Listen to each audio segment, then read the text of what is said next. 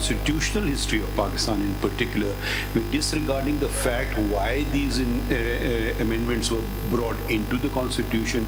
We're disregarding the fact that original constitution has a greater sanctity than amendments brought there too, unless there are such amendments which enable to serve the people better. For instance, Article 19A, Article 10A. Now, nobody can say that these insertions have taken away something from the people of Pakistan. Rather, they have given something to the people of Pakistan, including Article 25A, compulsory education up to the age of 16. And these are on the contrary, an insertion into the constitution, and they have not been one insertion. They start with General Ayub Khan, and successively more and more encroachment into who I will determine will be fit to govern Pakistan. First of all, the initial question will arise, who am I to determine this? Why can't the people of Pakistan themselves determine? Oh, so what? Disregard how it came into the constitution. Now you're stuck with the language of the constitution. At least I am not persuaded to adopt that approach. I cannot forget the history of Pakistan. And unless you can say they are very beneficial things, we had given public notice in prominent newspapers. Not a single political party has come before us which has said, leave alone those who are not even in parliament, said that this is a good interpretation of the constitution. So we come into, there is another aspect which I consider. There are things which are specifically mentioned. If, for instance, for theft, you mention a particular sentence, and if you say for a traffic offense or for some other offense, there may be a punishment. But for instance, the legislature forgets to mention for what duration. You can't possibly say, oh, I'll impose the punishment for murder here. There must be some logic, there must be some reasoning. The reasoning is, you destroy Pakistan, that's fine. You can contest elections for 5 years. But if you make a single mistake in the nomination paper, you're disqualified for life. Now, we are just stuck with the wording of it. Have we lost all logic and sensibilities? I mean, why are we not? Nobody's addressing that. I keep requesting that to be addressed, but we are just bogged down by this 62(1)(f) and the whole of Pakistan, because a general decided to impose that, has now got us thinking. Leave aside the constitution of Pakistan, we're just stuck with his language. So can we just, what I really wanted from you as a constitutional expert was to expand our vision and not restrict it.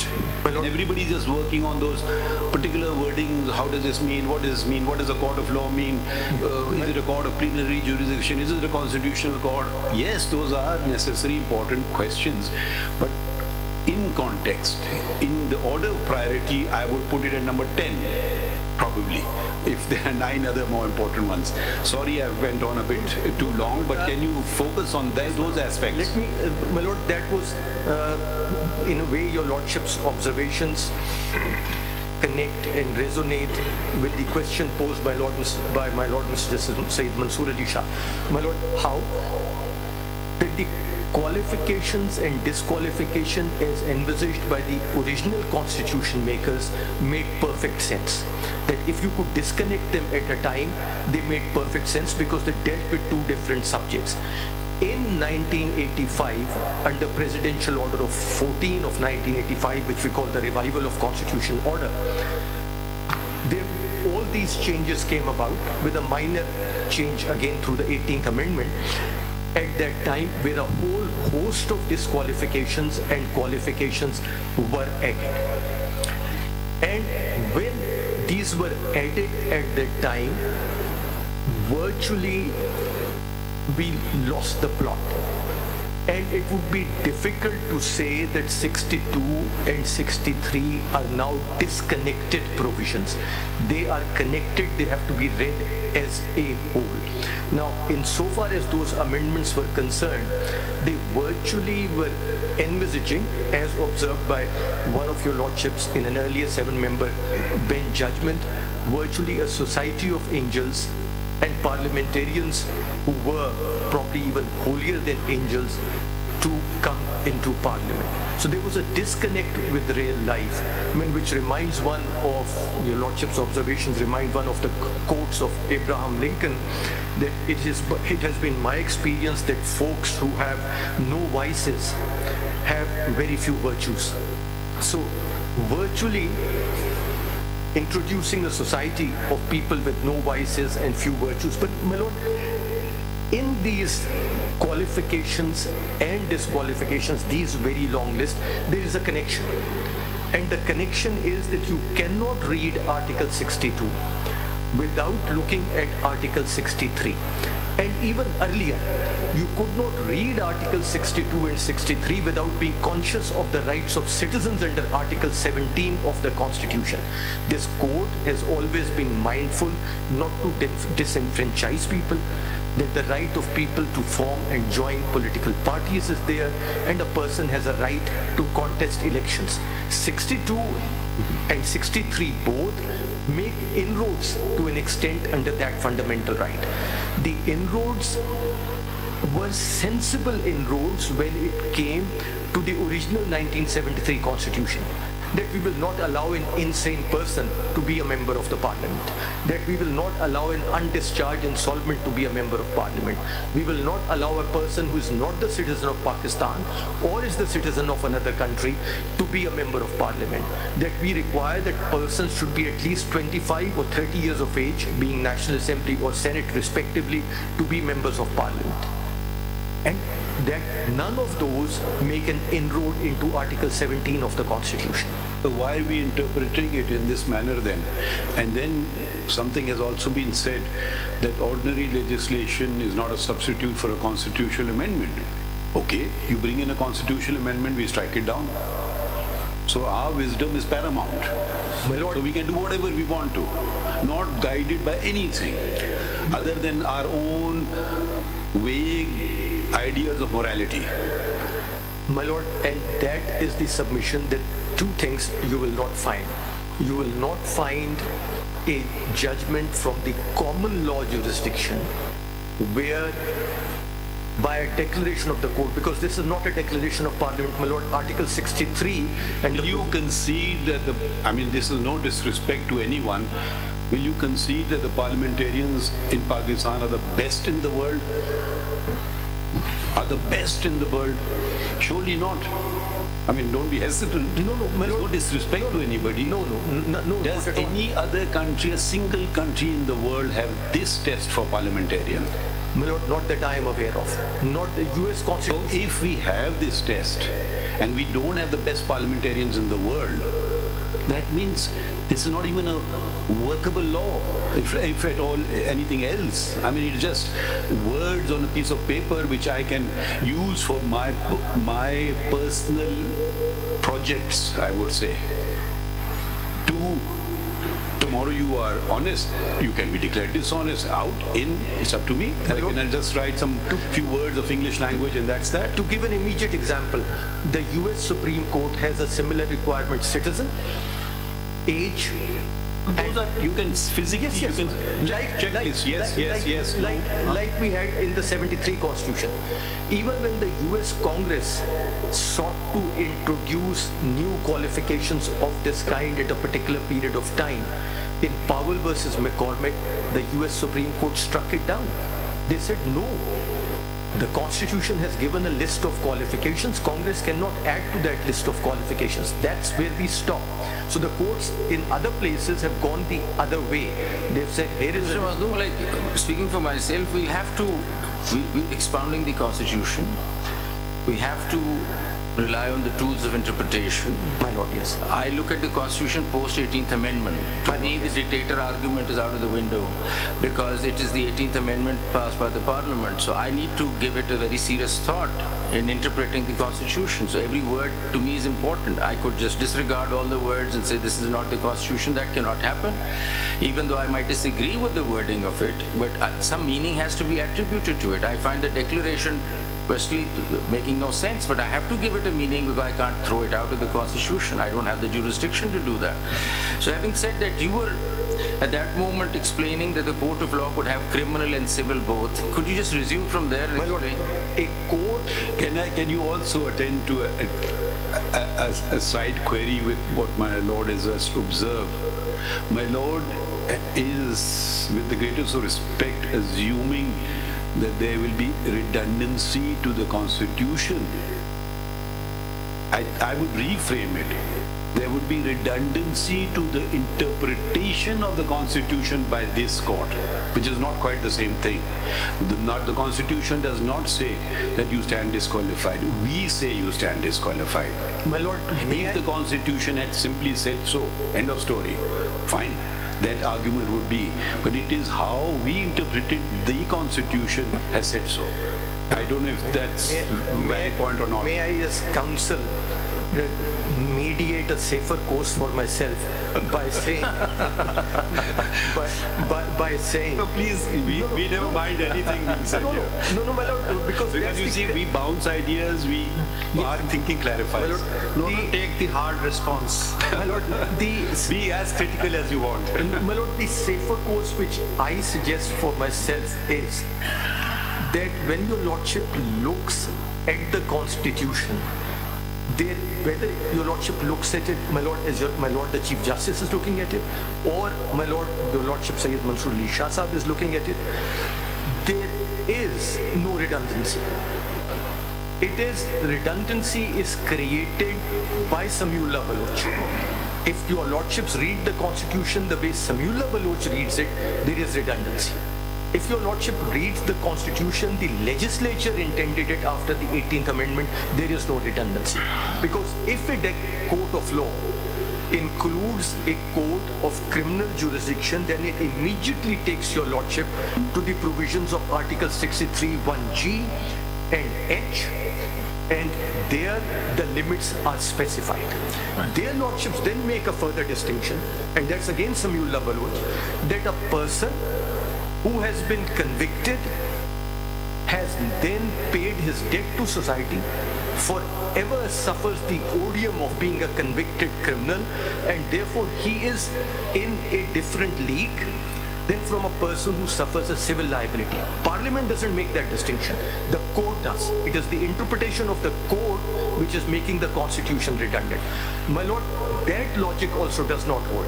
Why it does not hold? My Lord, in criminal law, and my knowledge of criminal law is very, very peripheral, and your Lordship will excuse me for that, but I make a distinction always between conviction and sentence. A person serves out a sentence. A person never serves out a conviction. The conviction remains on his record forever and ever. If he has served even till the rising of the court. Mahdub Ali Khan, that's another matter which is pending adjudication in this court. I am of the view, and others of a different view, and I had requested for a larger bench to be constituted, and I may be failing in my duties not to have done so myself, but so much has been happening, we're working morning to night, was that in a murder case, 345 allows compounding of an offense. There are two views in this court prevailing. One view is it brings the sentence part to an end, it does not efface the conviction. The other view is it effaces the conviction and the sentence both. So even if we apply that debt to society part, suppose a person commits murder and next day secures a settlement with the legal heirs, where is the debt to society has been paid? It hasn't been paid. He will file a nomination papers. Have you been convicted of an offense? Answer will be no. if that interpretation of the Constitution is followed, which says that it effaces the conviction and the sentence, he will honestly answer no. Whereas if the interpretation which I have favor holds, he will say yes. Sentence part would be a different part. So even though he didn't pay debt to society, did not serve one day in jail, he still can contest election in that scenario. So this debt to society argument, I also find a bit fallacious. But look, that's the... I guess let's wait for a larger bench on that question, because that will take us yet to another argument altogether. For the debt to society argument... It's already there, by opinion, written. Debt to society argument in the Samuel Baloch case, when your lordship looks at 63... So, Mr. Makhdoom, I mean, taking up that argument that you said, court of law could be both. So when it's criminal, then of course 63 gets retracted, but when it is civil, 63 doesn't get retracted, it stays where it is and we have to deal with it. Yes. So there is a declaration which is civil, arising out of original jurisdiction, the way we're looking at it, and is calling somebody a fraudster. Now the question is, how do we put a time frame on it? There's a decree standing in your face saying that you're a fraudster. Now what do we do with it? How do we treat that degree and think of it that it has a time bound or it doesn't? Because inter-party it probably stays forever. Lord, but for elections, should we take it? Let's come to the time bound question. Time bound question. I will add to my lord, whether that time will be started from the date when decree was passed or from the day when the elections are called. Because also that there's no dispute to the fact that inter-parties that stays forever. Inter-parties that stays forever. Inter-parties unless it's set aside, of course. That's true. But for elections, perhaps a different treatment needs to be given. And my lord, how do we do that? For the reason is, Parliament over here, even in the 18th Amendment, doesn't say that the declaration will remain forever.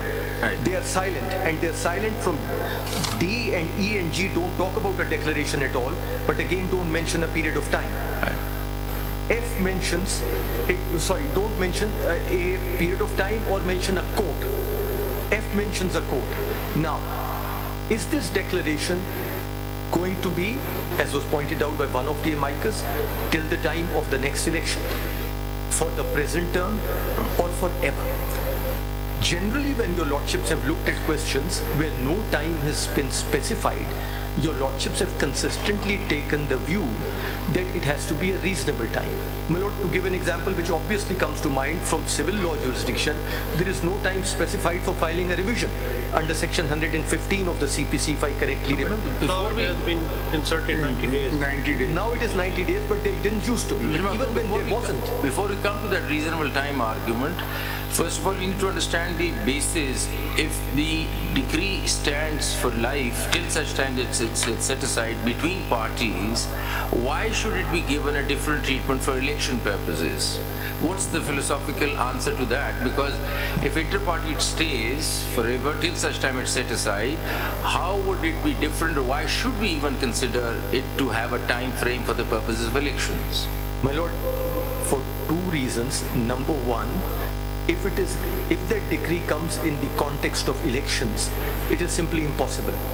An election tribunal makes one of the four declarations. It either dismisses the petition, or declares the election as void, or declares the election as void and directs that the particular candidate may be declared as a returned candidate, or declares that the election to be void as a whole. Re-election. That used to be the situation under ROPA. That is the situation even now under the Election Act. For offences under the Election Act, for corrupt practices, for illegal practices, the session judge tries them. Now some of them tried by Election Commission, some of them by the session judge, and we need not go into that question.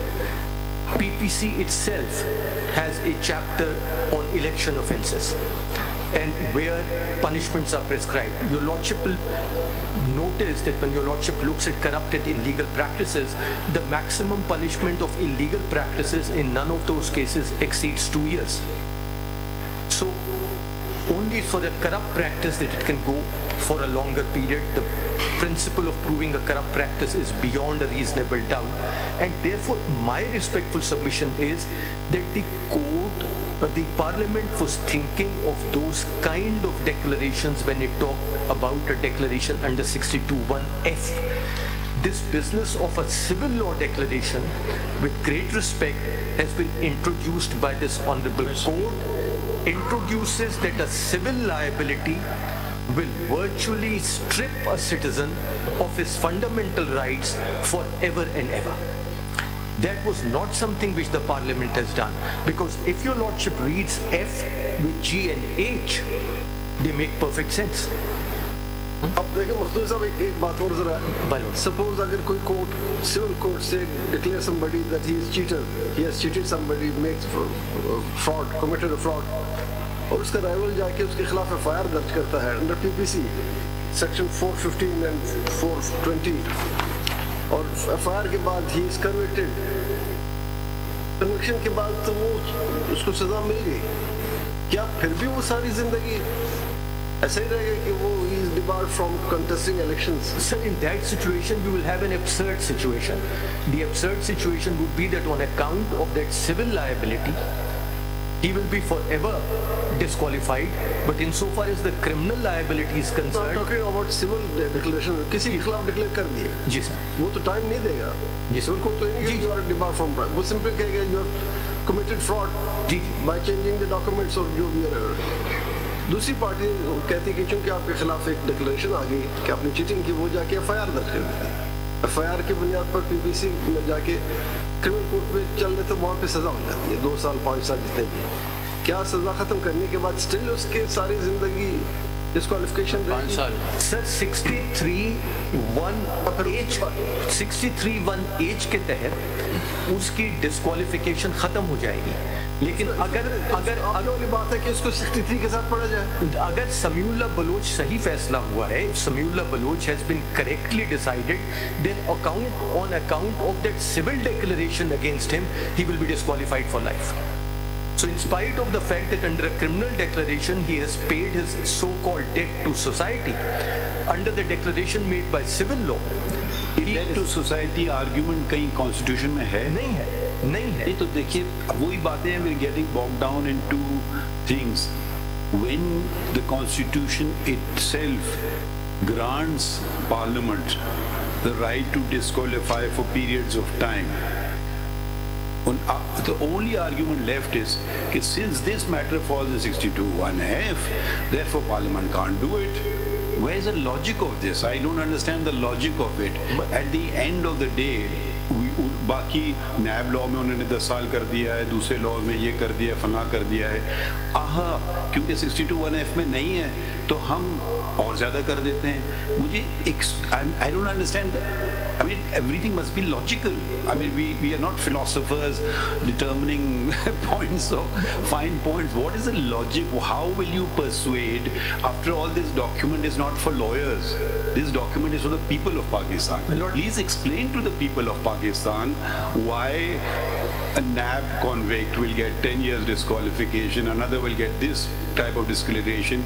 But if in your nomination paper you have a provision, and I can ask you this question and let's see if you can answer it correctly.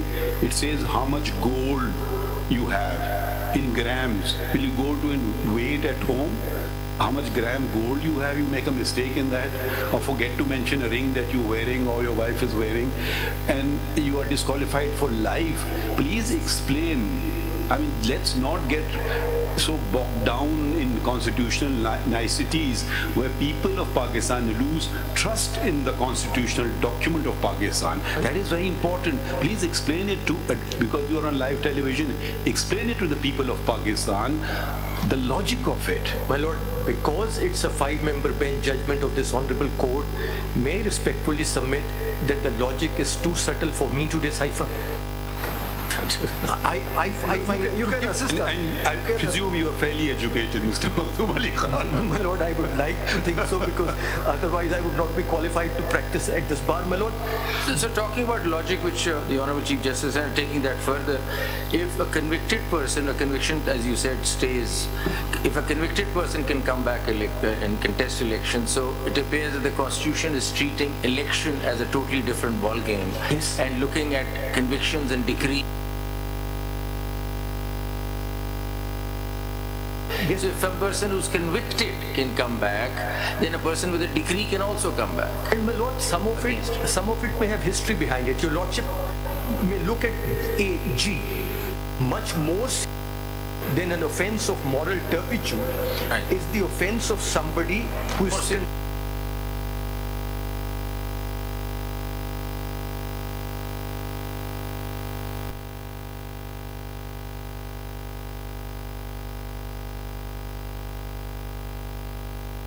historical basis. If we go back in the history of the world, not just Pakistan, it has a historical basis. My lord, the Americans fought a civil war. Two states, there was a confederacy and there was union. Mr. Jefferson Davis was the president of the confederacy. Mr. Jefferson Davis, the prosecution against him collapsed. His vice president, 2 years later after the Civil War, was elected to the US Senate. Why? The idea was to bring the union together, not to keep the people permanently disqualified from participating in the democratic processes, because it is participation in the democratic processes which holds Who was the vice president? My lord, Who was the vice president? my lord, I have the name, I keep forgetting it. Gigi. Sorry. American history.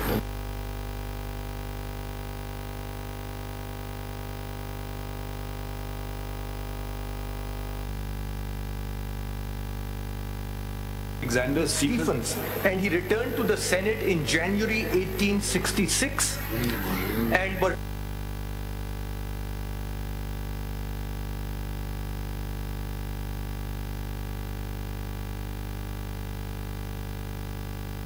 to General Sherman, saying that, you know, as president, I would be bound to oppose Jefferson Davis getting away. But if unbeknownst to me, Jefferson Davis were to escape, I would not hold it against you. So he was basically saying, now that the Union has won the war, the country has come together, look the other way, let healing take place, let reconstruction take place.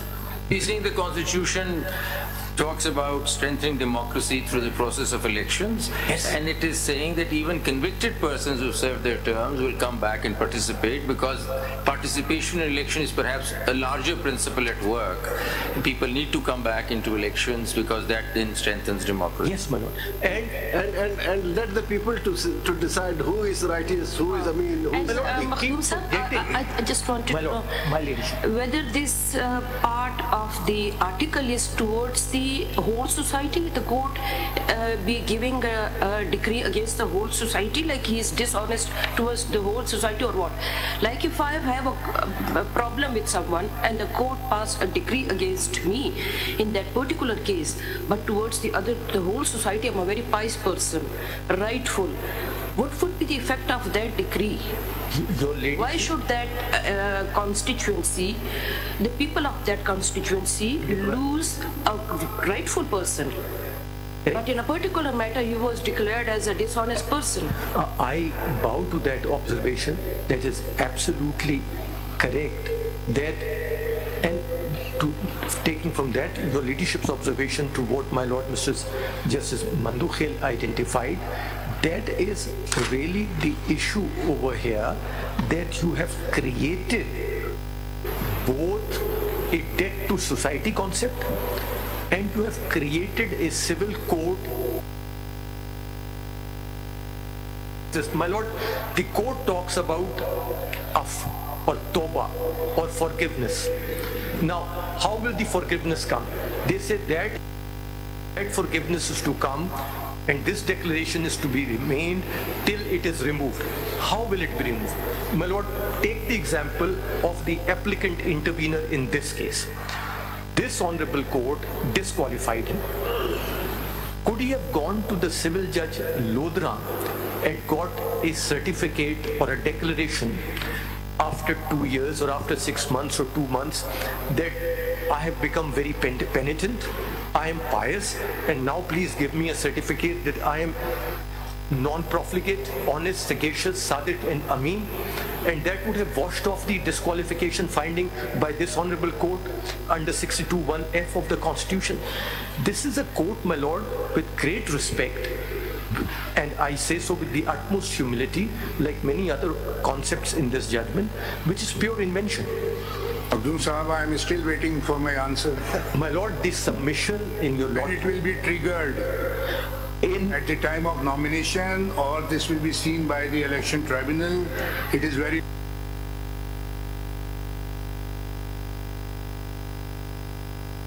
separately read in isolation. It is triggered at the time when the person files his nomination papers, at the time when the process of election commences with the issuance of the election schedule. If your lordship are to read the two articles together, then the words, my lord, qualified, elected or chosen are also there in 63. Then even if he passes that initial barrier and contests that election, but it is discovered that he suffers from a lack of those qualifications, then under 63, that will survive. So if your lordship is... Who will see that? Election tribunal. Election tribunal. My lord, because your lordships have held repeatedly that an election as provided in the Constitution cannot be called in question in any other manner except through an election tribunal to which an appeal lies, from which an appeal lies to this honorable. Before the tribunal, the person who is contesting the candidature of that particular elected person, he has to produce that declaration that please see that it was not placed earlier before the returning officer. Yes, my so lord. he's not competent. Yes, my lord. You mean to say? My lord, 63 does not talk of a declaration, so he will have to say that this person, now because of the language of 63, he was somebody who was disqualified from being elected, and therefore the 62(1)(f) declaration which I am now producing, you have to look at and disqualify. Now your lordships have said in Javed Hashmi's case that from the date the election schedule is issued till the time that a candidate is declared return, that is the process of election. And your lordships have created a very narrow window in Ghulam Mustafa Jatoi, where your lordships have held that where a candidate who has been disfranchised and his grievance cannot be rectified either during the process of election or post-election can come in a writ petition, where there has been a blatant illegality and disenfranchisement, so virtually referring to Article 17. Out of that narrow window, the bar of Article 225 is reasserted again and reiterated by a bench headed by Honorable Mr. Chief Justice Nasrul Mulk remains. So this declaration will not come from any court of civil jurisdiction, because a court of civil jurisdiction will say that in the context of elections, I do not have the jurisdiction to make this declaration. One more question. At the time of filing nomination, the person who is opposing the candidature placed something on record, and then the RO decides you are not eligible to contest the election. Is it the declaration? It is not, because RO is not a court of law. Only civil jurisdiction. That definitely is not in this honorable court. And then what would be the position? No, he will place on record something that earlier this declaration has been passed against this man, so the RO can reject the form. My lord, that has to be a declaration by a court of law under 62(1)(f). And if there is, and that declaration is there now under 62(1)(f), he can make that. My submission is that this is a situation which is more a product of legal imagination than legal reality, because such a court does not exist. High Court can grant declaration. My lord, High Court under Article 199(a)(2) can issue, in my respectful submission, both writs of declaration and writs of certiorari. That language is wide enough to cover both. But the High Court will suffer from the same limitations insofar as election is concerned as any other court in the country, because Article 225 will come into play. Your lordships have in other cases held that the threshold is even higher, both in terms of locus standi and adequate alternative remedy, when an appeal lies to this court. Because we will get an opportunity to correct the error if it was there. That is why, where the High Court interferes under Article 212, your lordships have invariably held this cannot be done, because even if the tribunal is acting without jurisdiction, the matter will come to us under 212 and we will satisfy it. So why should you look at it in 199 or 184.3? It will be back to us under 212. So, Mr. Madhu, the question then really is, I mean, once we've cleared this, that the declaration has to be from the civil original jurisdiction, arising out of civil jurisdiction, that's been sorted. The only question is the treatment to be given to the time frame of this civil declaration. Now, the bit of an unease is to the fact that you're reading into the Constitution, or you could interpret it by saying that we can pick up the period from 63 and import it into 62(1)(f), that's one. But what do you say that in the meanwhile, while this was going on, legislation has come about and the legislature has stepped in before the courts could step in, and the legislature has come up with a certain time frame. The question is, does that legislation, I mean, would it not have been better had the legislation been that any declaration arising out of civil jurisdiction for the purposes of 62(1)(f) would be 5 years, would have been a better language, but they went ahead and said that the disqualification period in 62(1)(f) is 5 years. So is there a possibility of reading down 232 and bringing it in line with it and just leaving it to the legislation rather than us constructing a 5-year period, because the legislation has also stepped in already? Could it be read down and that fixes the problem? My lord, may I begin with an aside and immediately come to it? My 30-second aside is that I do not subscribe to the doctrine of reading in at all. I think it's a very suspect doctrine. Sure. It has no basis in constitutional jurisprudence anywhere in the world. Right. This honorable court has subscribed to it in more than one case, but my respectful submission is that the doctrine of reading in has been brought in other common law jurisdictions to save rather than strike down statutes. That cannot really apply to the Constitution. And that cannot apply. Because you're actually saving it for the Constitution. And my lord, how do you use the doctrine of reading in? You say that we will read the Constitution in this manner to save this statute. Right. It has never been used either to give a different meaning to a provision of the Constitution to strike down a statute or to limit the rights of a citizen. That's why I'm saying, you see, would it not be an easier course now the legislation has come in? Is there a possibility of reading down the legislation and resolving this problem rather than just inventing a period for 62(1)? My lord, may I suggest, with your lordship's leave, a third course? The third course is that your lordship is hearing 185 petitions. In none of these petitions, a statute is directly... We're hearing appeals. 185 appeals. Right. In none of these appeals now, leave has been granted, the statute is directly under challenge. Right. The statute has come in later. There will be, if the statute survives, the legislature itself, the next legislature may repeal it. If the statute survives, there will be cases before your lordship where a challenge is directly made to the statute, and your lordship, after hearing a full argument on both sides, would be in a better position to read down the statute or save it by reading in or strike down the statute. Over here, if your lordship, as your lordship is dealing, your lordship has to squarely deal with whether the Samiullah Baloch case has been correctly decided. The question that's been framed for us is that not only Samiullah Baloch but also the insertion of the section. In that context, we're looking at the whole problem. My lord, if, as was pointed out by Mr. Faisal Siddiqui yesterday, if Samiullah Baloch is overruled, then there's nothing wrong with the statute.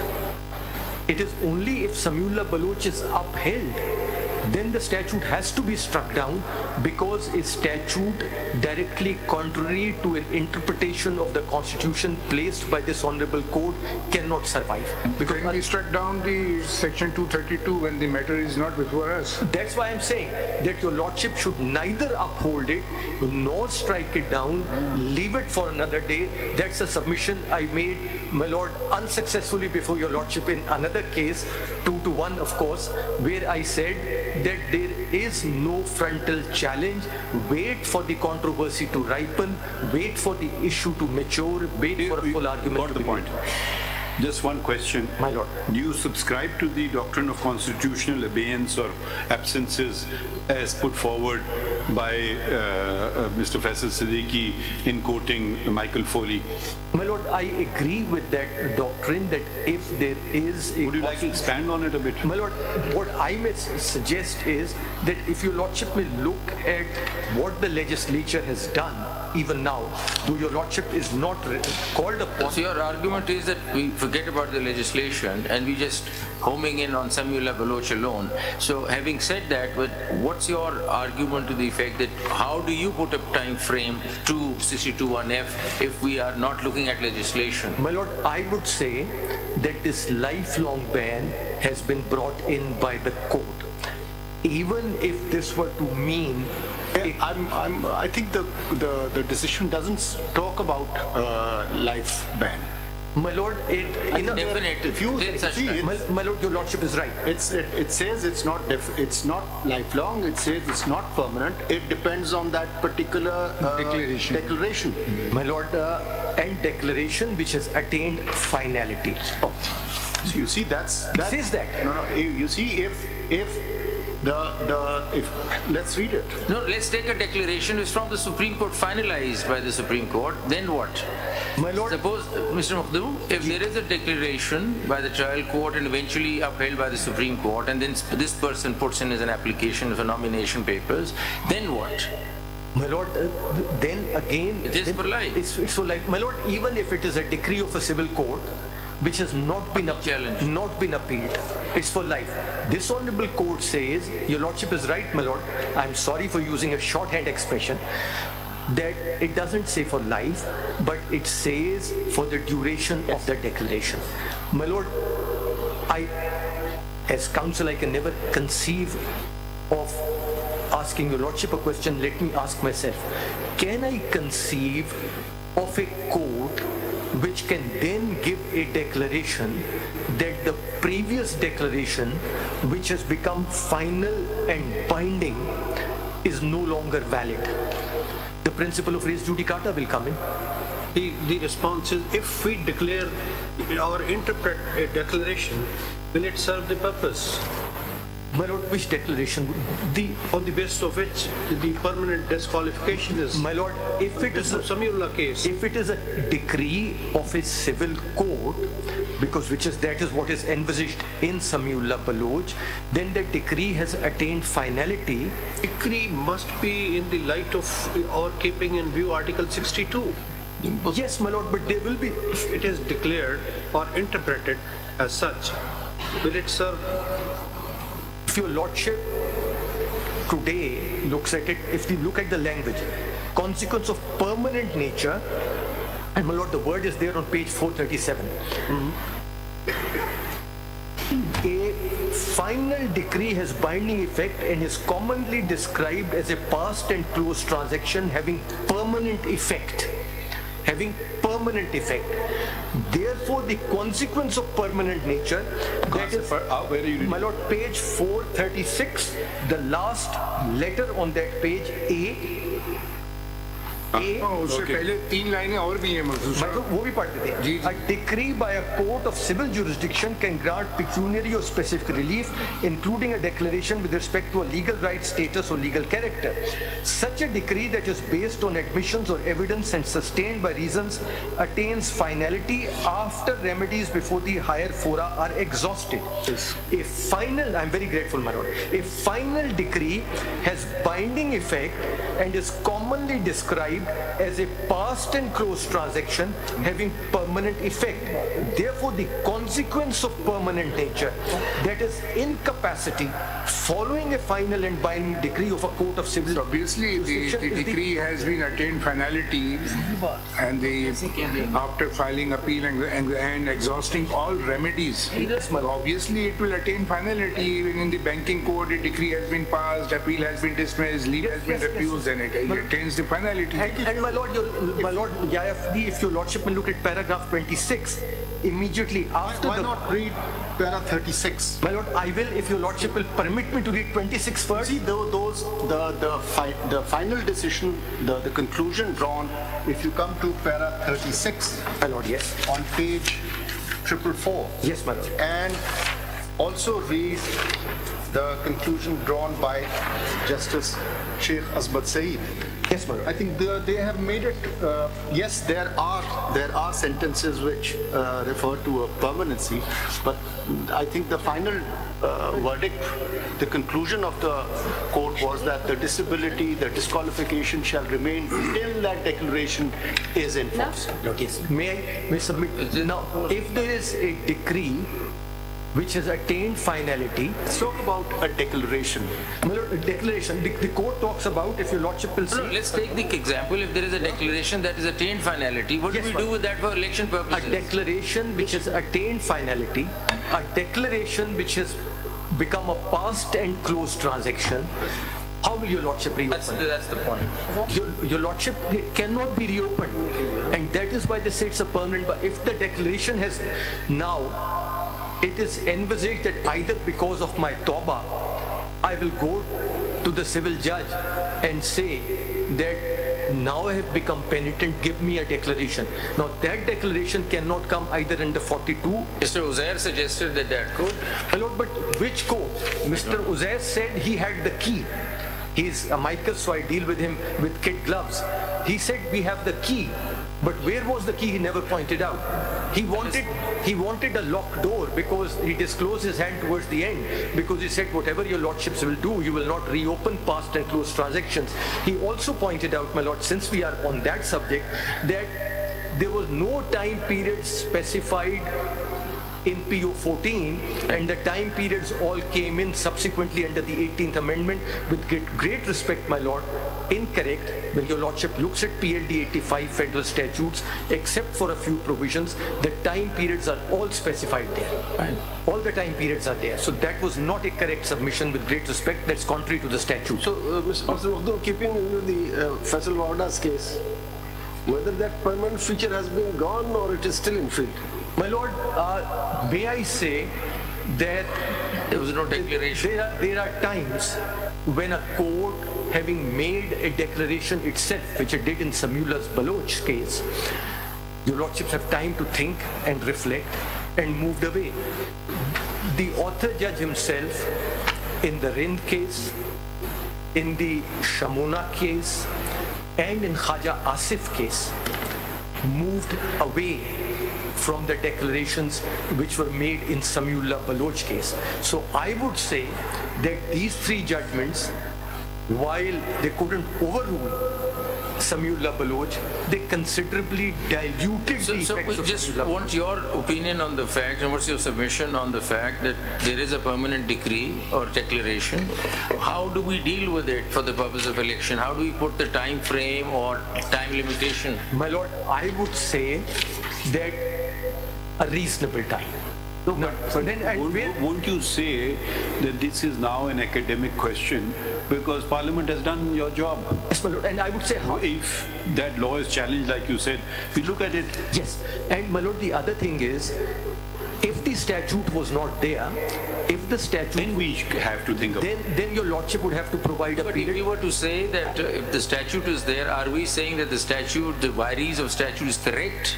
No, my lord. We're not saying that. May I point out what are we saying? My lord, if your lordship overrules Samiullah Baloch and do not touch the statute, do not hold it intra vires or ultra vires, leave it for another day. Today the statute is in the... When you say overrule Samiullah, there has to be some sort of a time frame built in. My lord, may I point out? But that is the statute has provided it.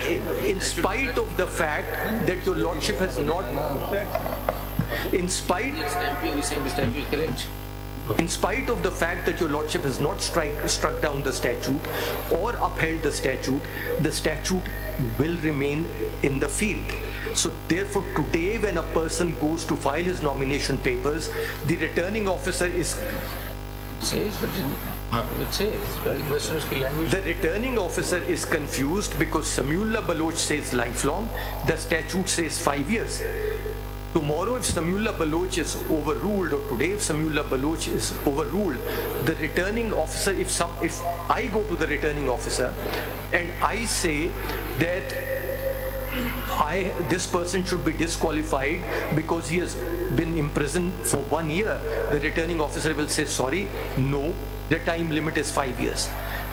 A person who has been convicted for 5 years may tomorrow come before your lordship and say that this statute is unconstitutional because it goes beyond the limits of 62(1)(f, that it is unreasonable, please strike it down. And in the face of that disqualification, your lordship may strike it down. You're suggesting that we look at Samiullah Baloch alone and say that this unlimited period is not correct and that stands overruled. However, in the meanwhile, a statute has come, so we don't say anything about the statute. That will be challenged later and we leave it there. Yes. And then the returning officer... Can I ask an unconnected question now? If you have concluded this thought, your thought. Have you concluded your thought? Yes, my lord.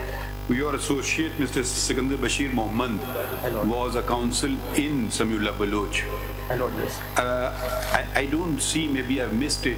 Was an Order 27A notice issued to the Attorney General and Advocate Generals of the provinces? I think it was. And my lord, Mr. Ashtar Osaf Ali, he was in attendance, that I know. He was in attendance. But was a specific notice, because there are cases which hold that you have to give a specific notice, not a general attendance notice. My lord, that is not apparent from the law report. Does he know?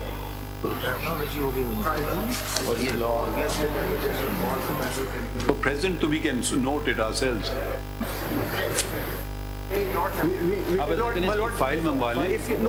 lord, it is clear. Order 27 rule A की notice the. My lord, it is clear that he was, if your lordship... He was in attendance. No, my lord, if your lordship looks at page 199 of the law report...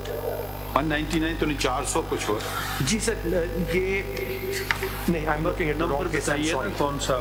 ये तो 400 से शुरू. No, I'm looking at the wrong case. I apologize. This number is 7. 4. पहले आप देखते रहें, जब तक वो देख लेते हैं, आपके साथी देख लेते हैं. चलिए आप आगे बढ़िए. ये देख लेंगे. मोहम्मद साहब देख लेते हैं. हाजिरी तो हमने नोट कर ली है. जी, that's what on court notice is different from order 27A notice. Ji. So अगर आप देख लें it only says that he's there on court notice. How have you concluded? My lord, my submission is on the question of...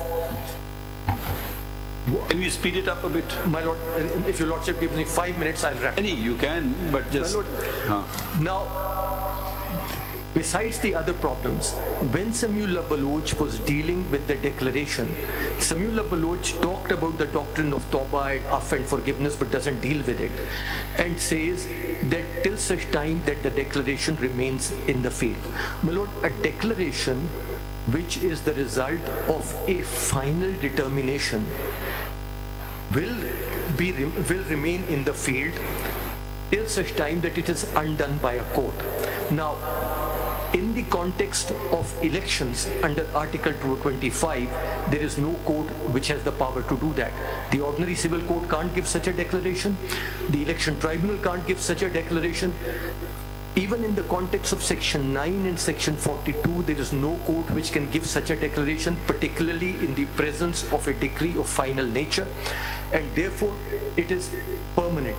Now, they use the word permanent, and then they say there is, and my lord, look at the audacity of a civil judge who would then be prepared to give a declaration that this person has become penitent when the Supreme Court is saying that any other interpretation of the Constitution would virtually put the sanity of the person making such an interpretation in question.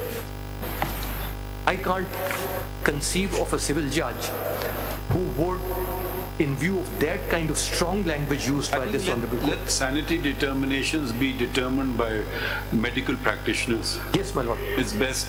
Yes. We should not go there. I was pointing out that practically. But sorry, I think that's language is not appropriate. My lord, yes. And we are no one to determine people's sanity. Yes, there are mechanisms.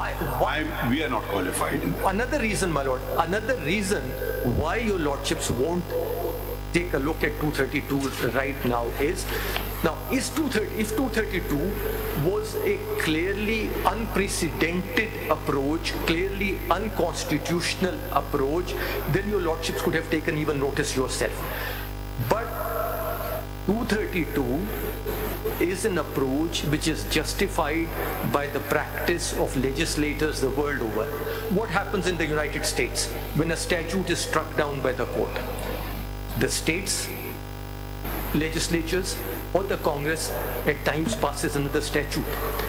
And that way you can say invite, or you can say they compel the court to revisit their previous judgment and to say whether this is constitutional or not.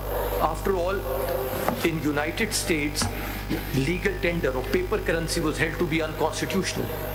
But Mr. Makhdoom, leaving aside 232 would also be a bit of a challenge in the sense that this provision, as submitted by Mr. Faisal Siddiqui, has actually been brought in to nullify Samiullah Baloch. And we are examining Samiullah Baloch. There is a legislative intervention to nullify the judgment.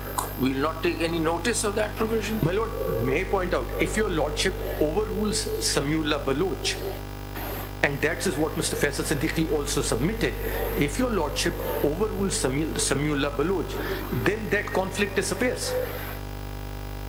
There is no longer a judgment of this honorable court which is in front. You want us to hold that we hereby overrule Samiullah Baloch and stop.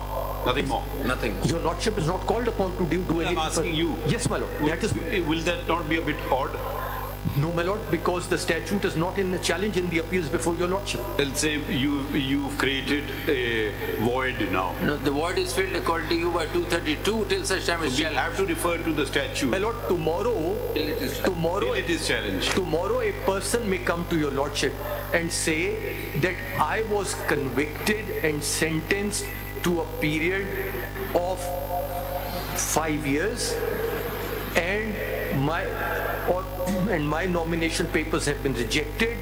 This limitation imposed by the legislature on 5 years is contrary to 62(1)(f) of the Constitution, because the legislature has put in an interpretation of the Constitution which is unreasonable, and your lordships need to strike it down, and your lordship will then look at 62(1)(f) and 232 and will have an opportunity to strike it down when a real petitioner with a real grievance brings a real controversy to this court.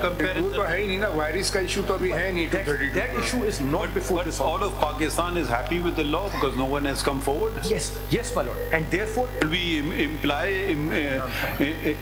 can that be implied because we gave public notice and sufficient time as well? Yes, my lord. And we were actually expecting a challenge to be thrown. My lord, somebody could have come in in response to public notice. Makhdoom Saab is before us, and others could have come in even in a 184(3) petition challenging 232. की जो life है वो 5 साल कर दी है, जो declaration आप 62(1)(f) में पढ़ते हैं ना जी सर, उसकी लाइफ 5 years कर दी है उन्होंने। एक और clarification that you trying to say that had there been no 232, then we had to go the extra mile and come up with that reasonable time. But now, would you then agree with Mr. Faisal Siddiqui's thing that you can look at other things as has been done by my lord himself, and in the presidential thing 91(4) or something was mentioned, gets 5 That was. Would you agree with that interpretation? My Lord, yes. My exercise is not required. My submission is... We don't need to do that. My Lord, my submission is that in that situation, your Lordship would have done the exercise had there been no Samiullah Baloch and said, we will read 63. The legislature never envisaged more than 5 years for anyone, even somebody who had worked against the integrity of Pakistan has to be brought into the political processes of the federation so as he is integrated and his political party is so integrated, and therefore 5 years is the maximum. You can't go beyond. My Lord, a recent judgment which has come out from Australia is very interesting. In Australia, in your book? My Lord, it is not, because it's the result of yesterday. You have last night. Yes, my Lord.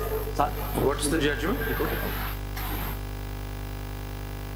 My Lord, in Australia, now the world over there is a problem of illegal immigrants. In Australia, the issue which arose was, and it's a long judgment, but I'll briefly explain what it was. The issue which arose was that here was a Rohingya Muslim from Myanmar who, given what was happening in Myanmar, has been able to get to Australia, and he was detained in the immigration's detention center.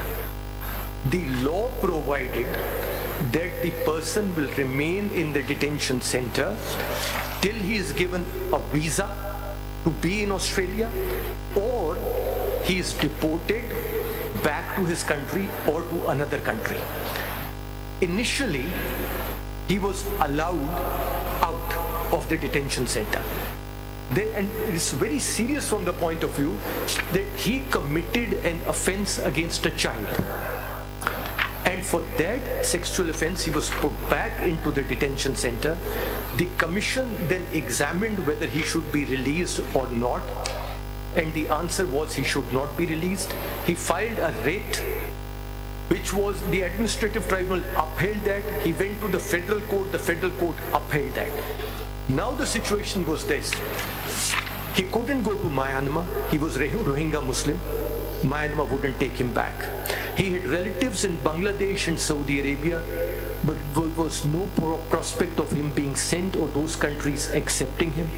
The history of Australia suggested that whenever they had tried to send somebody who had been accused and convicted of such an offense to another country, no other country was prepared to accept him. So now the law did not provide any outer limit. The court said the moment it is clear that he cannot be sent to any other country, he has to be released, and the detention has to come to an end, and you can't keep him detained forever and ever. There has to be a reasonable time for such. What's the connection with this case? My Lord, the connection is reasonable time. Even in the case of a convicted offender for crimes against the child, he could not be denied of all civil rights, and Australia doesn't have a chapter on fundamental rights, so they talk about civil and common law rights. He couldn't be denied civil and common law rights forever and retained forever. The other common factor is that there was an earlier decision known as your Lordship goes through this judgment, your Lordship will see, in the case of Katib. In the case of Katib, the Australian High Court had said that that person can continue forever. They revisited it and they said that declaration was contrary to the Constitution of Australia. But Mr. Madhu, your submission is that Samiullah Baloch is to be overruled on the ground that there should be a reasonable time rather than unlimited time. And to carve out that reasonable time argument, your submissions are, in summary? My Lord, my submission is that Samiullah Baloch should be overruled because it reads into 62(1)(f) a civil liability, a declaration of a civil nature, which for the life of the declaration disqualifies a person and thereby strips him of his fundamental right under Article 17 of the Constitution. My Lord, I have not used the word lifetime now advisedly. Mr. Makhloof, Sorry. My lord, so that's the first submission. The court talks of the doctrine of Toba, but then and says this declaration will remain in the field till it is so removed, but does not identify a forum or a law under which this declaration could ever be undone. So neither it identifies a statute nor it identifies a forum under which would undo this declaration. Does not identify forum or mechanism. Or the law. A law under which such a declaration can be made and a forum which will make that declaration. They don't identify, because my respectful submission is neither such a law nor such a forum exists. That means that Samir is talking about a window that is through Toba for the purpose of election. Yes. Even otherwise, inter parties, the declaration stays. Yes. But they're also realizing that for elections there could be a Toba system. Yes. But that system isn't really there. That system is not there, that law is not there. And the judgment talks about mechanism it's not there. And my lord, as my lord the Chief Justice identified, this cannot be looked into without looking at Article 175 of the Constitution. When your lordship examines Article 175, paragraphs 1 and 2, all courts, including this honorable court, has only such jurisdiction as is conferred upon it by any law or the Constitution. And that law is not identified, that constitutional provision is not identified. You mean to say that no special court has been constituted for 62(1)(f)? My lord, even under 62(1)(f), if a special court is constituted, it has to be done under a law. There is none. So your lordships and no civil court will have a jurisdiction which is not given to it by the Constitution or the law. So 9 of the CPC is procedural or substantial? My lord, even if your lordship looks at section 9 CPC as substantive, a section 9 CPC code will not, in the face of a decree which is described by, or declaration, I don't use the word decree, declaration which is described by this honorable court as permanent and past and closed transaction, applying the principles of res judicata, will not issue a declaration that this declaration no longer applies to this person. Is that it? Anything else? My lord, that is it. And just one more question. Is there any material which sort of talks about the importance of elections in the sense that people convicted or people having decrees against that there's this cooling off period and after which they can jump into the ring again? I mean, conceptual framework of this, any material, anything that elections require, that even if you were a convict after a cooling off period, you're still, I mean, democracy requires that you come back into the ring again. My lord, history gives you that example, which I gave your lordship 2 examples very recently, that history gives you that example. Besides history, I haven't come across, but I look for it.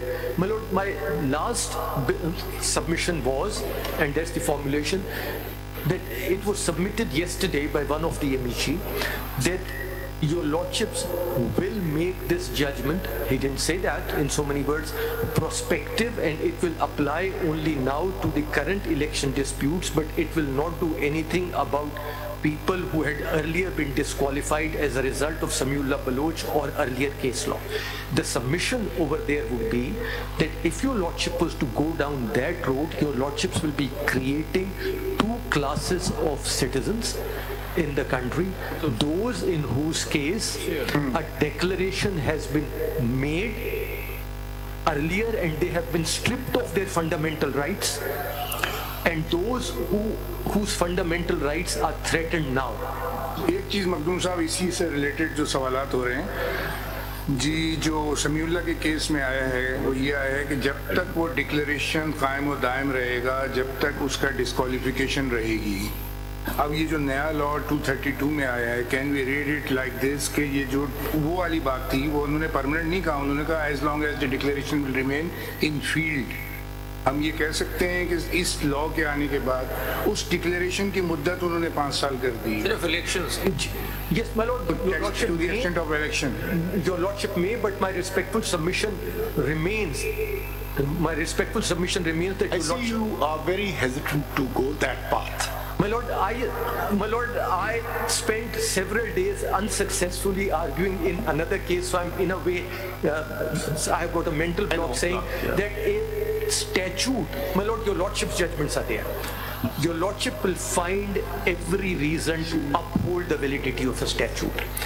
Even only when reasoning completely fails your Lordship, would your Lordship strike it down. When there are two interpretations possible, your Lordship will give an interpretation. The burden of proving a statute unconstitutional is upon the person who comes to this honorable court and says the statute is unconstitutional. Now, in order to apply those, now even if your Lordship is to uphold the statute, it was just a comment. No, my Lord, with your. No, but one more question which arises from that is that there's a bit of an unease when we look at 232. Can, through some legislation, the constitutional provision be controlled? I just want your comment on that. My Lord, my submission is two. Maybe we've just considered this very point in the Supreme Court Practice and Procedure Act, which was a full court where the right of appeal was created by statute, not by the Constitution. Is that an answer or not an answer? My Lord, that's one answer, and your Lordship gives another answer in that case as well, where your Lordship... That judgment is binding on us. And your Lordship says that we will not deal with academic questions. Questions which do not arise, we will not decide in this case. Number of issues were raised.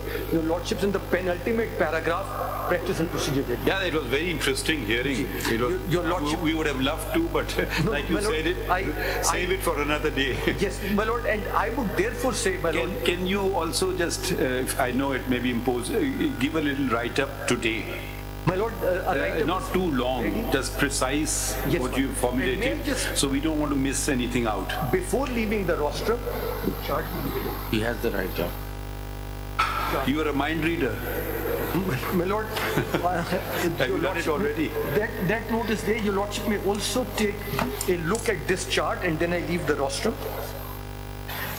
Paragraph 34 of your Lordship's judgment, full court judgment, having found the Act to be fully compliant with the Constitution, there is no need to consider the other points raised by the petitioners because the same will have no bearing on the outcome of these cases. So a declaration as to 232 will have no bearing on the outcome of these 185 appeals. If your Lordship overrules Samiullah Baloch, the disqualification will get removed. If your Lordship confirms Samiullah Baloch, the disqualification is then upheld. इसको read down क्यों नहीं कर सकते? My Lord, because the issue is not अब वही बात वही आ रही है ना कि उसमें permanent disqualification तो नहीं है. उसमें लिखा है as long as the declaration will remain in field.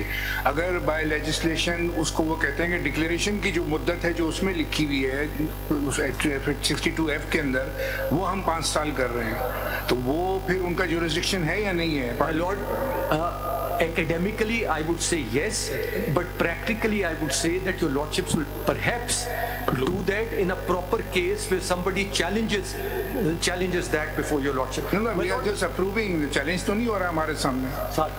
उसकी legality पे तो हम बात नहीं कर रहे हैं ना, वो तो एक in existence है law, उसके ऊपर बात कर रहे हैं. जी, chart.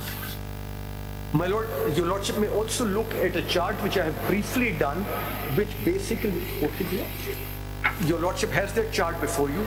Your Lordship will see I have put on the left-hand column judgments with members of Parliament were disqualified and judgments with members were not disqualified. And your Lordship will see, particularly when your Lordship will see the case of Imran Khan Niazi is here, Sheikh Muhammad Akram, a judgment authored by my Lord the Chief Justice is there on the right-hand side column. If your Lordship turns the pages, your Lordship will see after Samiullah Baloch, there are several judgments. The case of Shakil Awan, the case of Roshan Ali Bariro, the case of Khaja Muhammad Asif, the case of Sardar Muhammad Rind, or in the case of Shamuna Badshah, the case of Faisalabad lastly, where the learned author judge of Samiullah Baloch has slowly moved away from the rigors of the Samiullah Baloch test. So therefore that shows that there was a judicial realization without overruling by the author judge himself, because he couldn't overrule. Maybe the council had argued better. Maybe that's true, sir. But Samiullah Baloch therefore sends considerably diluted. Now your lordship need to pull that jurisprudence together, because there are judgments for, there are judgments against. Your lordship has to see if Samiullah Baloch is incorrectly decided, then there is no bar under 62(1)(f). Anything else? That's it. Mr. Before leaving the sir. ये आप points अगर जो आपके articulate अगर एक छोटा सा 1-2 page पे अगर आप हमें दे दें during the course of the day. Sir, it will be done today. एक जरा सी फैक्चुअल बात भी है, सवाल पूछ रहा हूँ. क्या जितने भी जजमेंट्स आई हैं जिसमें समीउल्लाह बलोच को इम्प्लीमेंट किया, इवन समीउल्लाह बलोच में ही, क्या किसी भी केस में किसी सिविल कोर्ट से ऐसी डिक्लेरेशन आई है कि जिसके तहत उस शख्स को डिक्लेयर कर दिया हो कि वो नहीं, और उसकी बुनियाद पर उसको लाइफ डिस्क्वालिफिकेशन आरओ ने किया हो? No, madam. No, madam. Not that I am aware of. Just adding to the query, has any court revived the ban or removed the ban? To kind of through court of law, like a court of law can give a declaration, court of law gives a declaration, okay, now you are honest, I mean. मेरे नजर से ऐसा case दूसरा नहीं. There is not a single case. Civil judgments are not reported, so I'm not aware. But there is certainly nothing which was reported in the High Court.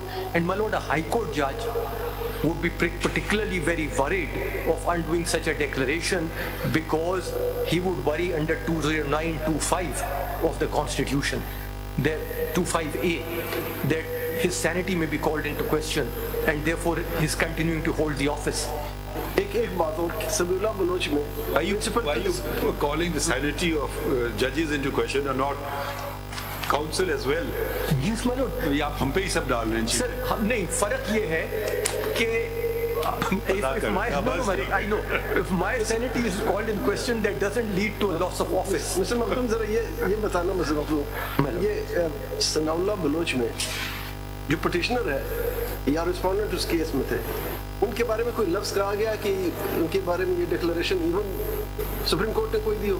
Just principal उन्होंने कह दिया. My lord, it hasn't been said that they are profligate or they are dishonest or they are not sadiq or amin. Nothing has been said against the.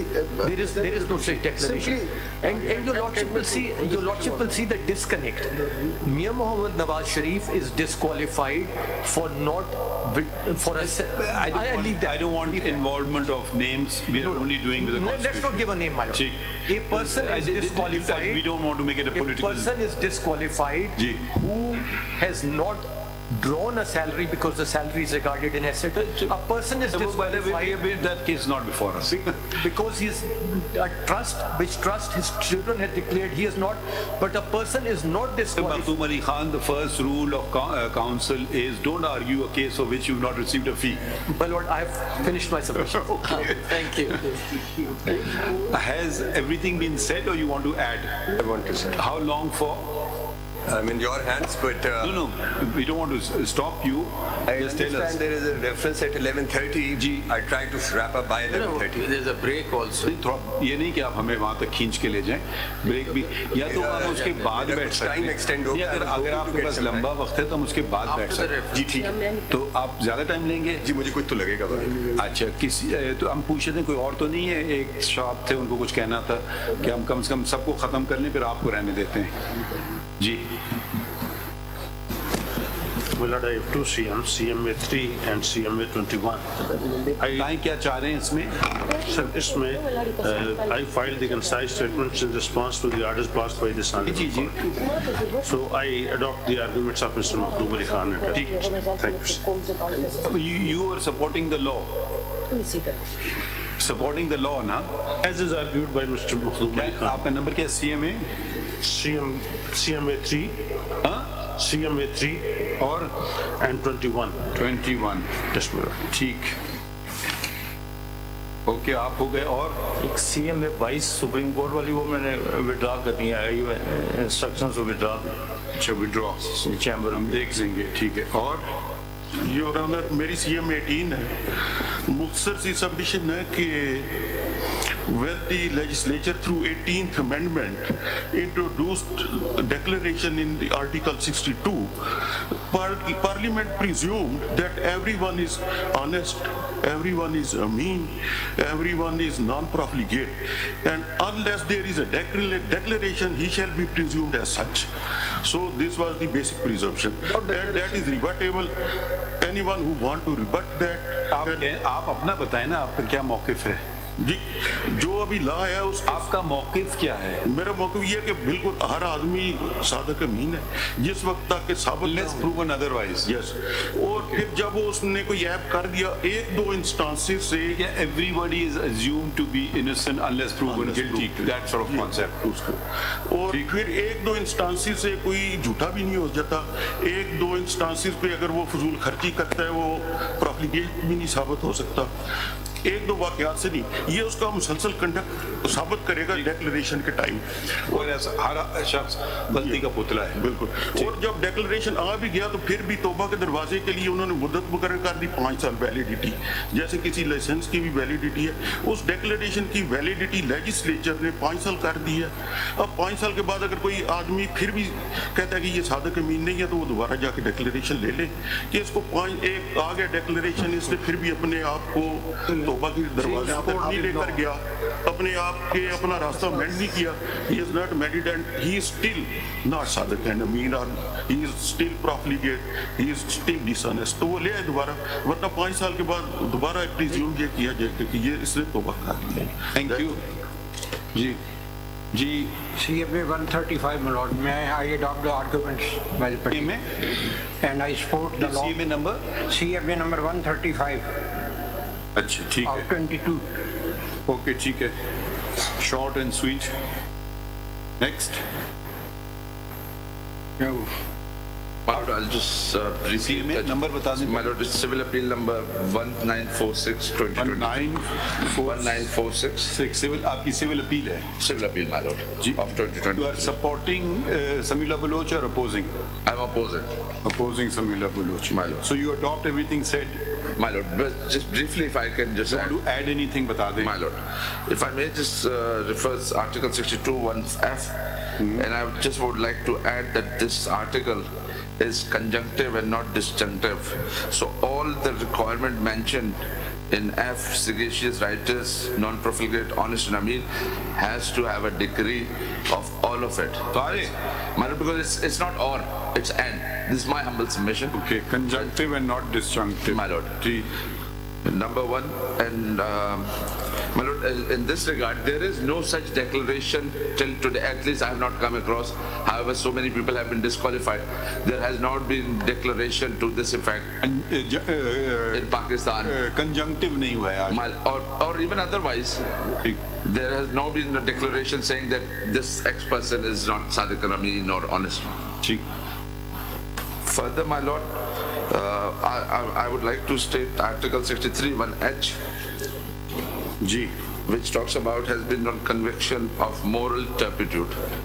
In my humble understanding, I would say that if somebody is convicted in this, say for example, somebody is a thief and is convicted for it, then he's automatically disqualified under 62(1)(f) also.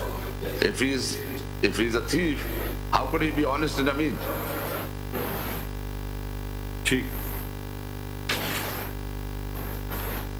My lord, and further, I would like to say that Article 62(1)(f), the declaration to this effect cannot be given by constitutional courts, and it can only be given by the election tribunal. And because declaration has to be on finding of fact, after leading evidence cross, because if it is held today that under Article 199... Evidence has to be led. My lord. And cross-examined right has to be provided. My lord, because if you are declaring somebody not honest... Article 10A requirements. Article 10A requirement, exactly. Forum is tribunal. My lord. मतलब जो भी forum है उसमें ये तकाज़े पूरे करना चाहिए, evidence lead हो, क्रॉस एग्जामिनेशन हो, right to lead evidence and rebuttal हो। My lord. ठीक। Now, my lord, quickly, if I just come to Samila Baloch judgment. and take my lords to page 442, para 32.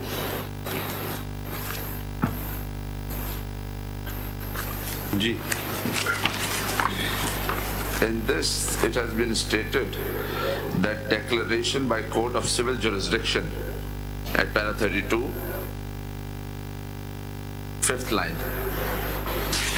They have said that it has to be declaration by court of civil jurisdiction. Paragraph 32. 32, my lord. In my humble opinion, that would be... कहाँ से पढ़ रहे हैं? My lord, fifth line है. 1, 2, 3, 4, fifth line. पढ़िए. हाँ, civil jurisdiction as declared by court of civil jurisdiction. So in my humble, in my submission, that would be violative of Article 225 of the Constitution, which says no election dispute can be brought in question other than by election petition. And civil court can declare before election, even if no dispute of elections there, somebody can be declared. My lord, in my view, that is why that has been safeguarded, so that the parliamentarians don't have to be stuck with these court cases throughout their 5 years tenure.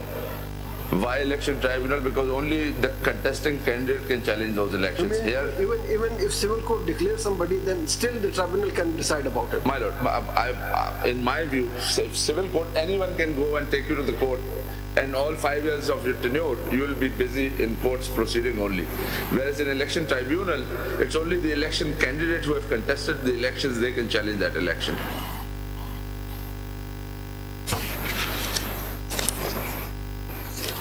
Mr. My lord, at page 443, if my lord would see para 34. If I may just quickly read this, my lord. In the post-18 constitutional amendment scenario, an adverse declaration by court of law against a candidate necessary to oust him from an election. It was held in Abdul Ghaffur Lahiri versus returning officer that a false declaration made in nomination paper by candidate about his academic qualification led to permanent embargo on the candidature for election. This is because Article 62 of the Constitution did not provide any period for which a person would stand debarred from contesting election, and therefore the appellant before the court could not become qualified merely by efflux of time. To the same effect is the judgment of Muhammad Khan Junejo versus Federation of Pakistan, appellant before you, my lord, wherein a deficiency in qualification under Article 62(1)(f) of the Constitution led to permanent disqualification. This outcome was followed in Allah Dino Bhayo's case, 2013 SCMR, in which the following observations were made in respect to duration of embargo. In this Allah Dino Bhayo case, relying on Muhammad Khan Junejo's case, who was appellant before my lord, it was said that this disqualification will haunt him forever. However, what happened after that in 2020?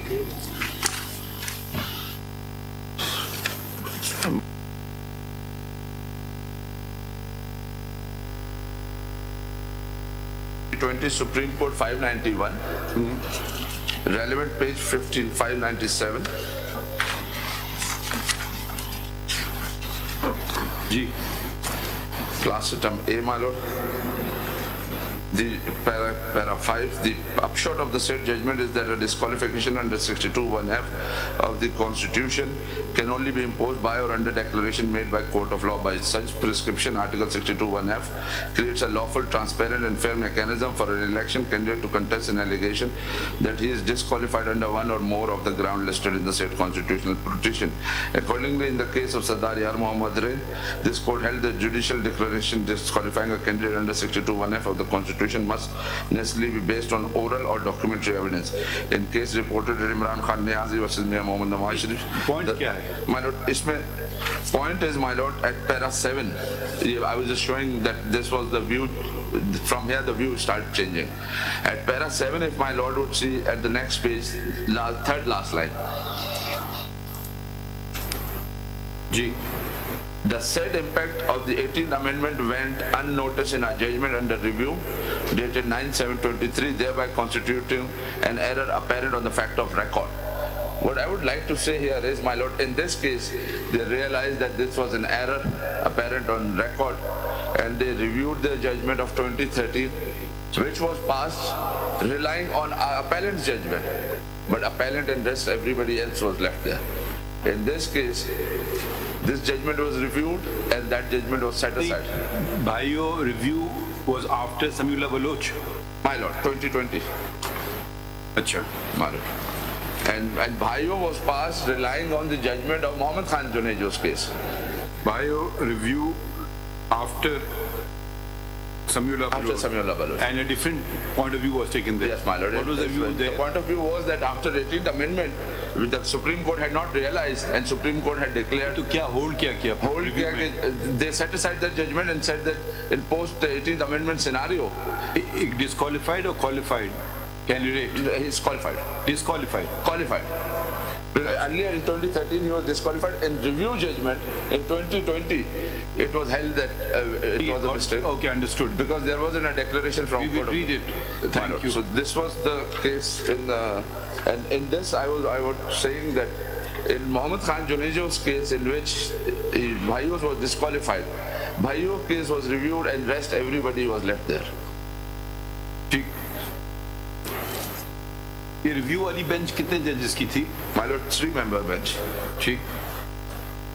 And in Yar Mohammed Rind, it was also 3-member, but all 3 members were same as in Samiullah Baloch case.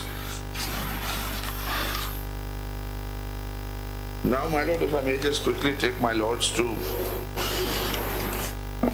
Faisalabad's case 2023 SCMR 370.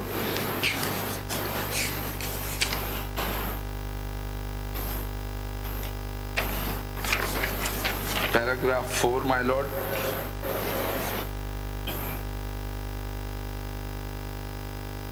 So actually, Faisalabad. 6th line.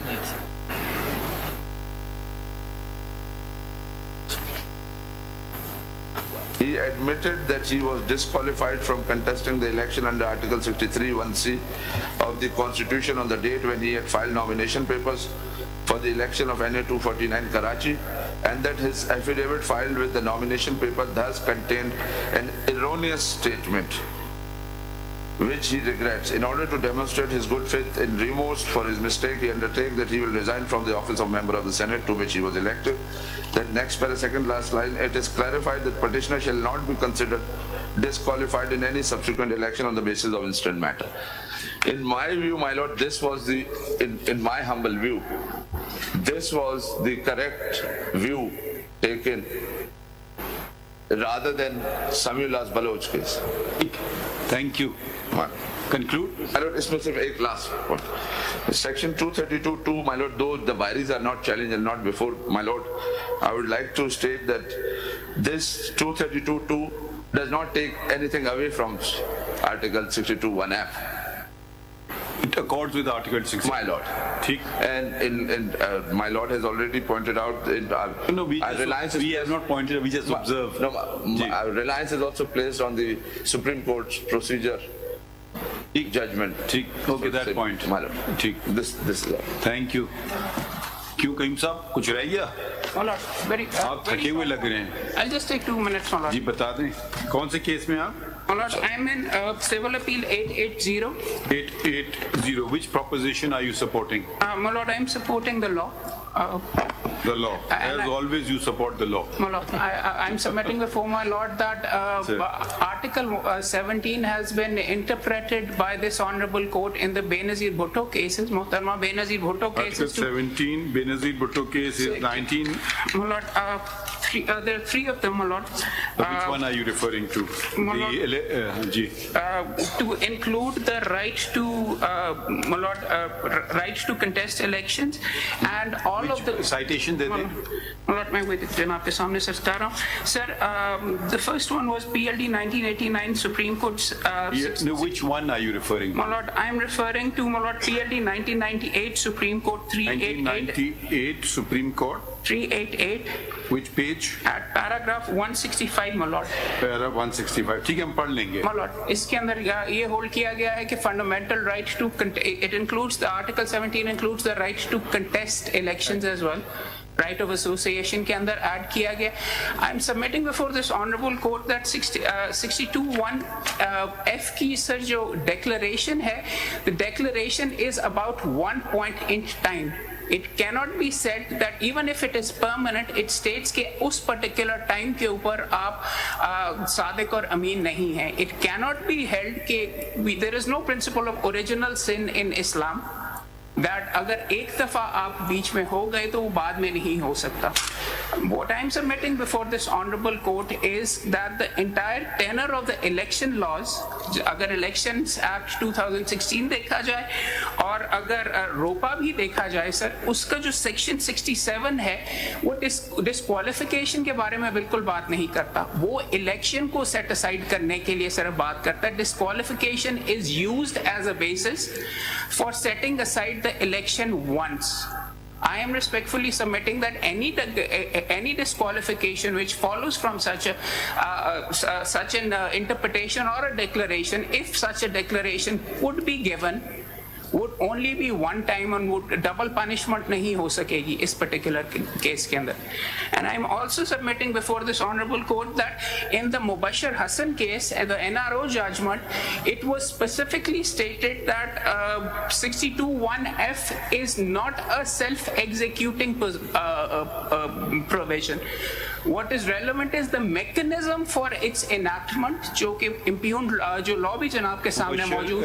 Hasan वाला case की citation. My Lord, Mubashir Hassan, it's at page 423, and my Lord, the citation is PLD 2010 Supreme Court 265, paragraph 115. Para 115. My Lord, and it was stated that this is not a self-executing provision. In fact, a mechanism has been provided, and the law which is before my lords has stated कि इसका procedure और forum provide किया जाएगा. सिर्फ time को उन्होंने touch किया है, but they have not gone ahead and provided the provision. So my respectful submission would be that the forum which is under 62(1)(f to give the declaration is yet to be provided. No redundancy is being attributed to the Constitution. However, the mechanism which is supposed to be provided is yet to be provided by the legislature. My Lord, on the issue of Toba and Afu Darguzar, I have actually done some homework in provisions of the Quran. I have actually Mukhtalif surahs I have highlighted. I'm tendering the same before my Lord in my concise statement. Thank you, will be most useful. Thank you very much, sir. ये ले लें इनसे.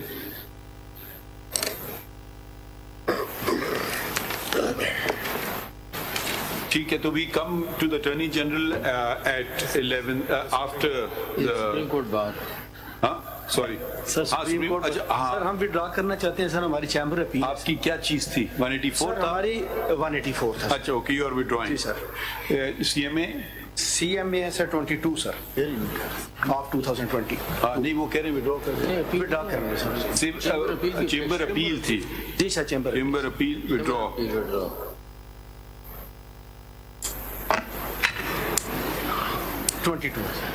जी my lord, मैंने भी इसी issue पे कुछ research की थी. If my lords are interested, वो पेपर बुक्स में देना चाहता हूं. Of course we are interested. Please, your research we don't want to discard. We'll certainly read it. CMA number 8 में मेरी कंसाइज स्टेटमेंट है माय लॉर्ड्स, और उसकी जो जजमेंट्स हैं वो. CMA आपकी क्या है? CMA number 8 of 2024. 8 of 2024 और रिसर्च डॉक्यूमेंट. ठीक है, थैंक यू वेरी मच. आप चाह रहे हैं कि हम कोई काम ही ना करें और नहीं, थैंक यू. क्यूरेटिव प्रिंसिपल के ऊपर है. Thank you for the very valuable assistance. Attorney General, if anybody is left over or the Attorney General, we'll hear after the reference after Friday prayers. ठीक है? मेरा हम आ रहे हैं वापस. सर इसमें बाद में हम 11:30 आप लोग मौजूद रहिएगा. हाँ, वो बता देंगे ना, हम रेफरेंस ही बता देंगे.